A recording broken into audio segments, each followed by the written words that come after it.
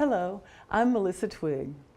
Have you ever had what you thought was this really great concept or product that you thought you could bring to market? And when it was really time to start diving into what was required for this product or concept to come to market, you think, oh, I don't have those funds, I don't have that expertise, I don't have those partners. And as a result, you just kind of let the concept or idea fade away, and then maybe a year, maybe 2 years later, you see the product or concept on the market. Well, I have.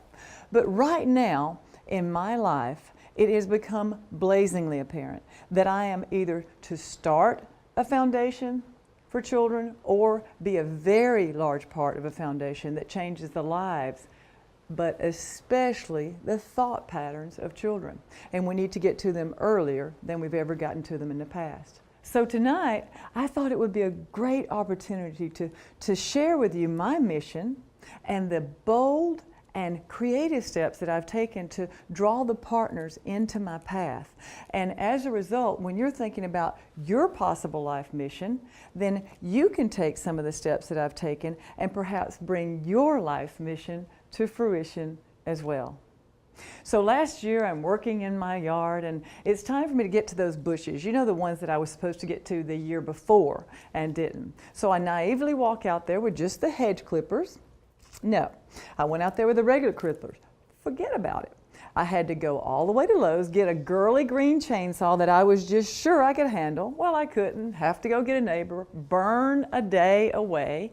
And then as I'm walking away and pulling all these bushes away, I'm thinking to myself, Melissa, if you had just groomed and pruned these bushes from the very start, you wouldn't be in this position now and have to cut them down into these awful and ugly shapes and potentially be getting a letter from the homeowners association. I mean, it looked like a drunk Tasmanian devil had gotten hold of those bushes by the time it was over. So as I hauled these bushes away, I thought, you know, isn't the exact same thing true of our youth? We don't groom and prune them properly when they're young. And as a result, when they're half grown, we just take a chainsaw and we cut them right down, don't we? We put them in prisons. We tell them to go sit down, shut up, keep your mouth shut. And then they live a life that's mundane, like a hamster on the wheel, or even worse. They continue to live in a cycle of poverty and drugs. And we all know that some people even make a career choice to live off the system forever. Wouldn't it be great if we found a way to not only get them off the system, but to have them feeding our system for life and helping others? So join me at a recent talk that I did and put yourself in my position as you do that. And then hang around after the talk if you'd like to see the mission statement for my proposed foundation, Twigs to Trees.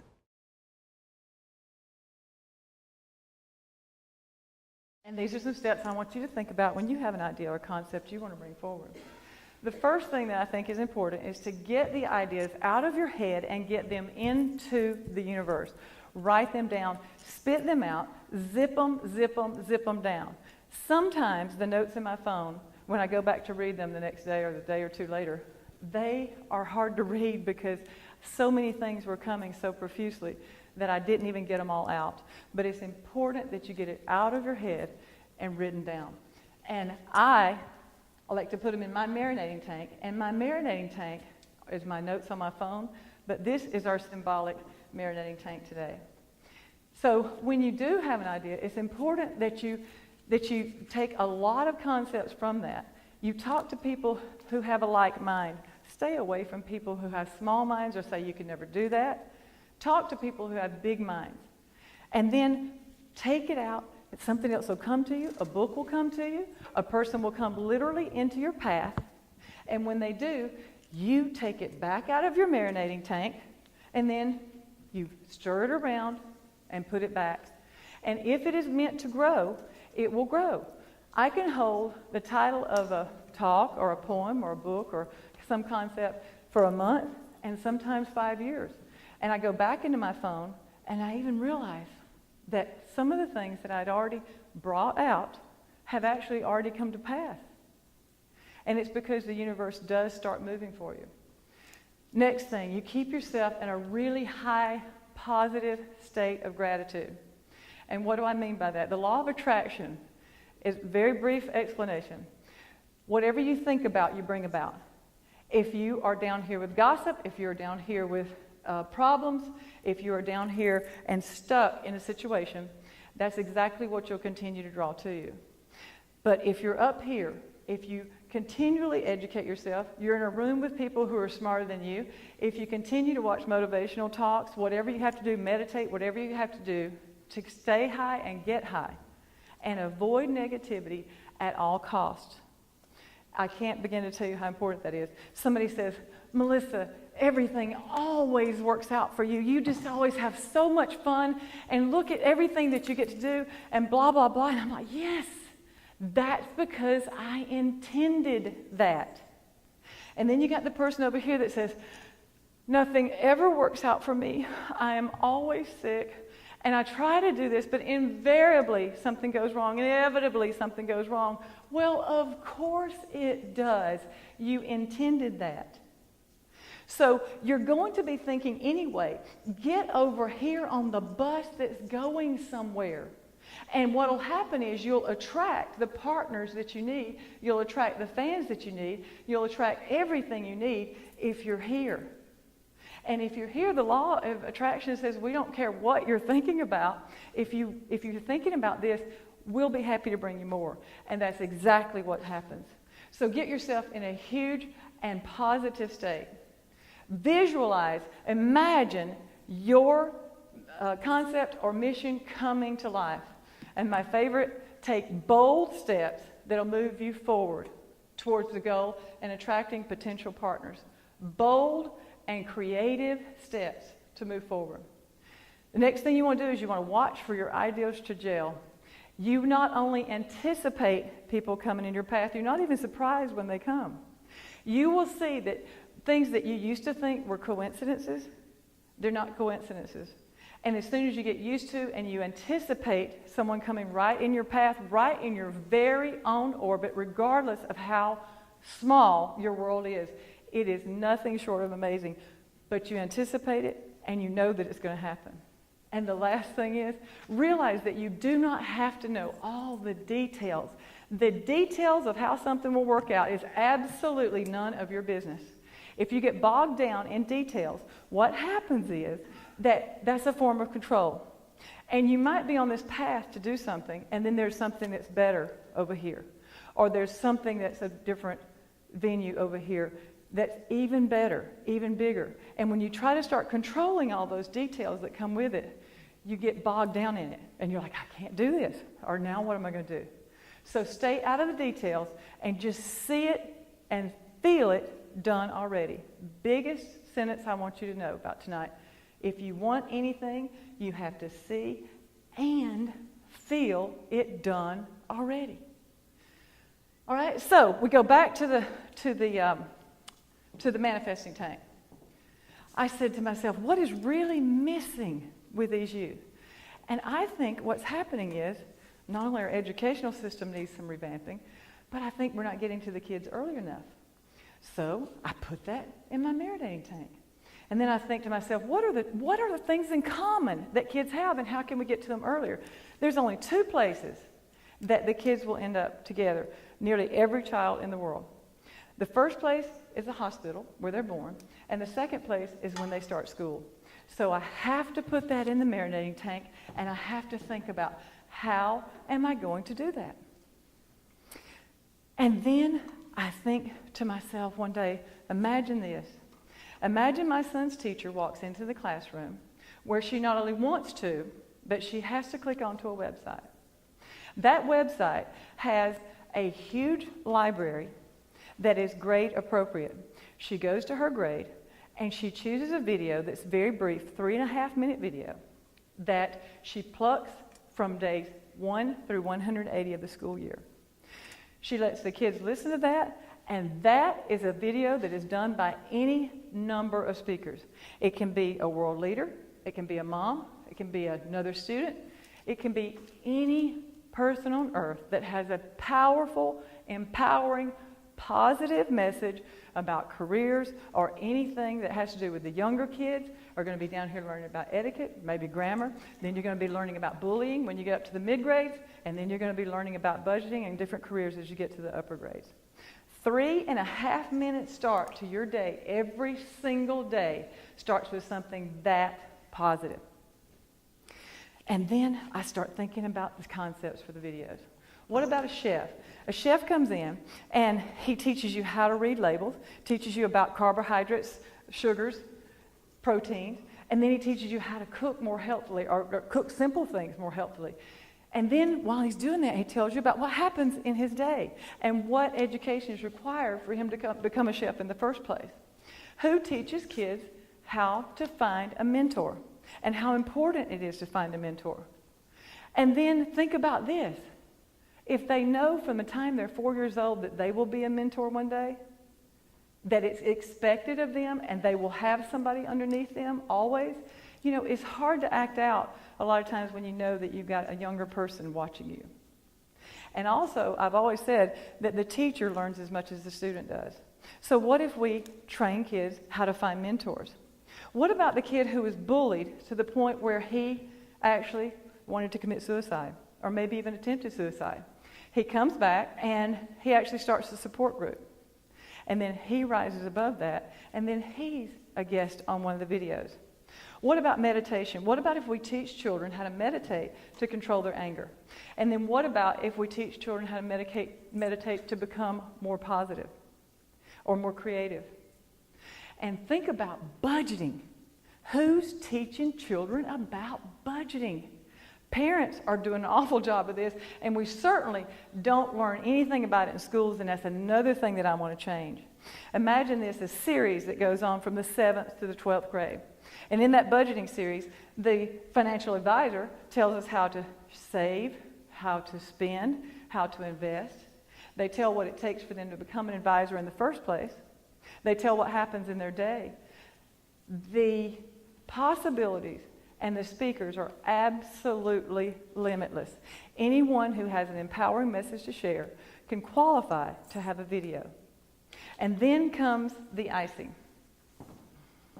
The icing is where I want to have a mantra or a pledge that every child, after that 3.5 minute video, has to stand and recite to themselves starting at age 4. This mantra is powerful. It is empowering. It is self-affirming. It pushes a child to think outside of their own small world. And even though I have one in my mind, I want a really large platform. And I want to ask one question. And I'm going to read this because I think it's so important. I don't want to miss anything. And think about this if I were asking you this question. Knowing what you know now about life, if you had to decide one pledge or mantra for every single child to repeat to themselves every single school day, 180 days a year, 14 years per school year, that is approximately 2,500 times in their educational lifetime. That would empower them, grow their self-esteem, help them resource and realize their pure potential while helping to create great world thinkers, inventors, positive, powerful world citizens. What 4 to 6 sentences or what 15 to 20 seconds would you choose? It is a lot to think about. And even though I have one in my mind, I know that I need a lot of opinions. And I would love to ask everyone this question. So when I think about all this, I think, it's all doable? And then I think to myself, man, this is big. I mean, how do I do this? Ask my sons. My goodness, I don't have the computer skills that will allow me to do a huge database like this. I do not have the funds. I do not have the political power that it will take to make this a mandate. I want to make it a mandate. So I think to myself, do I just give up?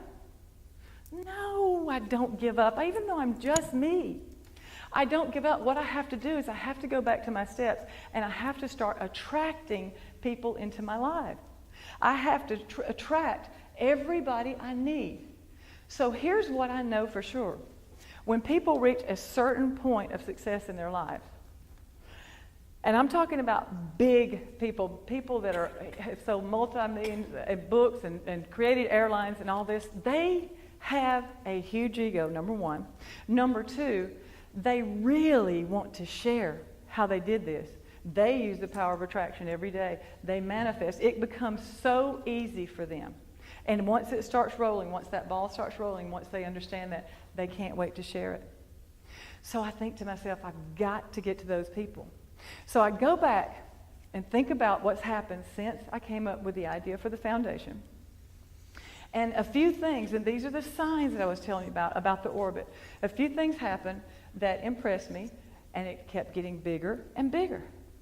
So first of all, my soul sister Bonnie, I was telling her about the trees and the shrubs and how I was trying to cut them down, and that's what we do to our youth. And she said, yeah, it's just like that ancient proverb that says, as the twig is bent, so grows the tree. And I thought, hey, my name is Twigg.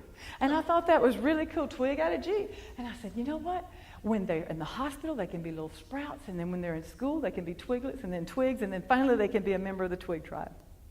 And then I put that in my Maridane tank. And then I run into a lady two hours from home telling her brother about the foundation. She says, I'm a graphic artist. She volunteers her time. She's going to do the graphic art. I'm in Miami for a wedding. My best friend's daughter listens to the story and says, oh, guess what? I've changed careers now. I build websites and I connect it all through social media. She's volunteered her time. Those are signs that you look for. Then here's a really cool thing that happened. I'm considering a business move back home, and I was going to visit a salon. Now, there's probably 100 salons in our community. And the one salon that I go to in little northeast Alabama, we go for a meeting, and I meet a girl there, gorgeous girl, who is friends with a celebrity chef named Chef Carlos. And guess what he's doing? He is working with children. He's teaching them how to to make good choices and how to cook healthfully. Guess who he's working with? Oprah Winfrey. Oprah Winfrey. Arguably one of the most powerful women on the planet and one of the richest as well. So now, through this little connection in my orbit, in my little orbit in northeast Alabama, I now have a connection to a chef that can not only do the video for me, he can also get me in to see Oprah at some point, right? And then we have this really shady little Senate race that some of you may have heard about. And I'm not proud of that, but I will say that I posted something on Facebook about it, and it kind of went viral. And that night at 7 o'clock, my phone rings, and it is a director from Good Morning America, an executive producer. And when he starts talking to me, I start laughing. And so I answer his questions and hook him up with whomever.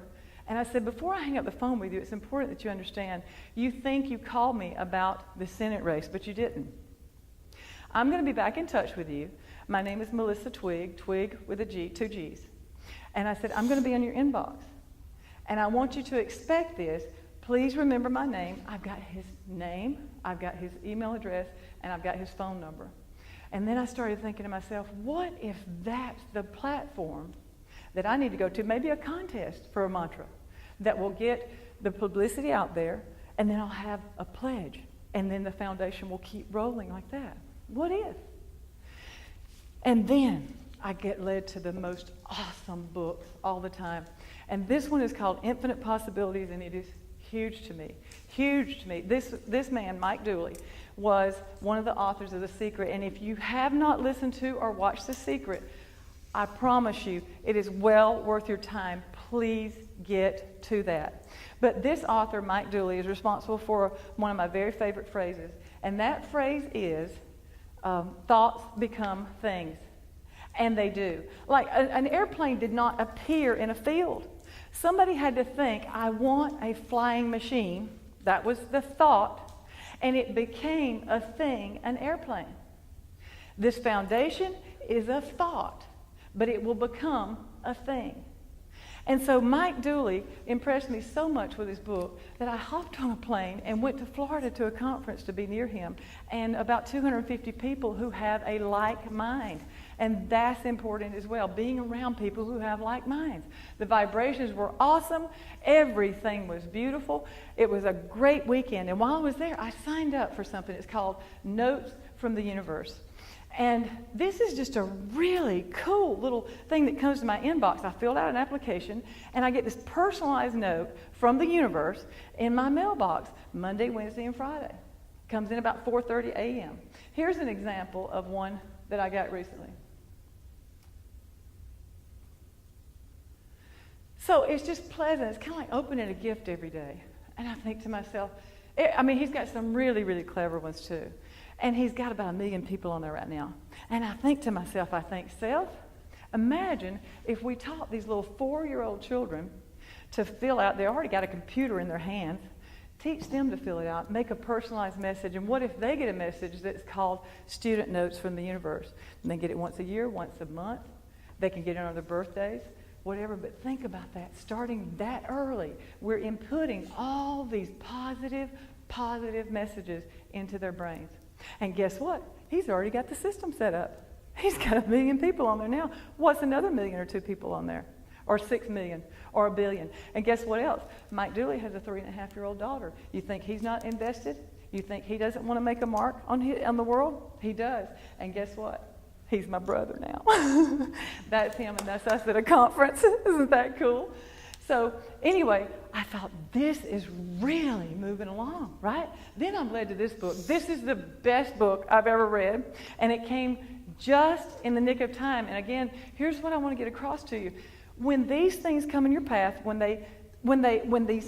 all these things happen, they're not coincidences. You used to think they were, but I don't think that anymore. I know they're not. So this is called The Code of the Extraordinary Mind. And this man's name is VIshen Lakhiani. And guess what this millionaire, billionaire author, best-selling author, entrepreneur, and huge humanitarian is up to? He is going to change the entire global educational system. And he wants to make it more life practical. Who thinks it's time for that? Everything you need is on YouTube University. You can figure out how to build anything, how to do anything right there on YouTube. It is time for us to change what we're learning in school. And this man is going to spearhead it, him and his billionaire friends. And they've got the money. He's got the system set up already. He's got the plan in place. He is on a rocket, and he is already capturing the adult market and re-educating them at a phenomenal rate. What if we get somebody like him to help and get to these kids earlier than ever, get his name, get his brand, and so that as these kids come up through school and as they come up and transition into the job market, it makes it easier and easier for them. They can go to the next step and the next step, and he has a library that he is building unlike anything you've ever seen. And guess what he says in his book? I am an interactive author. Write me, I will write you back. And guess what else he says in his book? He mentions his good friend, Mike Dooley. And I think to myself, wow, I'm going to contact Mike. I'm going to contact VIshen, and guess where this talk is going? The second it gets back from the editing booth, it's going straight to VIshen and Mike Dooley. And who knows what's going to happen after that. Now, VIshen has an A-Fest, and it's somewhere exotic in the world every year. And it is an invitation only. And there's an application. I've looked at the application and fill it out. And he has people that are so famous that go to this thing. He has famous speakers. It's just this incredible event. And this year it's in Sardinia, Italy. And it's there May 31 through June 3rd. And I was filling out the application, and it asked for my media. That's how many people are going to be there that are somebody. So I thought to myself, what could I do that would be really, really bold? So I bought a ticket to Sardinia, Italy, and Corsica, France during that exact same time. In faith, I took a bold step, creative step in faith, and I bought a plane ticket, knowing that I'm going to get an invitation to the A-Fest. And here's what I know about me. Let's just say, for example, I mean, he's busy. Hell, he's changing the entire global educational system. What if he's busy and he doesn't get his hands on my talk, and then I don't get an invitation in a timely fashion? I know me, and I have already seen and felt it done already. I even smelled the seawater that was coming in to this 5-star resort as I'm sitting there on the sofa having a beautiful cocktail and waiting on VIshen to walk straight through that lobby. And when he does, do you know what? If he has not asked me to the conference yet, I'm going to hand him this talk. I'm going to do something that bold. And I know that all of you are probably not as bold as I am, but here's my view on embarrassment. It's either quick to fade, or it makes for one hell of a story at cocktail hour or in a retirement home. So I'm telling you right now, whoever ends up in my retirement community is going to think they have hit the flipping lotto. We are going to have so much fun. So here is what I'm trying to say. Regardless of whether you're as bold as I am, I do want you to step out and do something that you have never done before. Just say to yourself, I'm going to do this. Do it. Embarrassment's quick to fade. Do it anyway. Bring it out of your head. Let it marinate. Anticipate someone coming into your own orbit, and never think that it's a coincidence, because it's not. If you are on the right path, everything will start to roll for you. And then you have to push the universe too, by taking bold steps in faith. And then you have to leave the details to the universe. Just let it unfold. Don't try to control it, and see what becomes of it. Yes. I would love to see your mission come to fruition. Stay tuned, my friends. Stay tuned.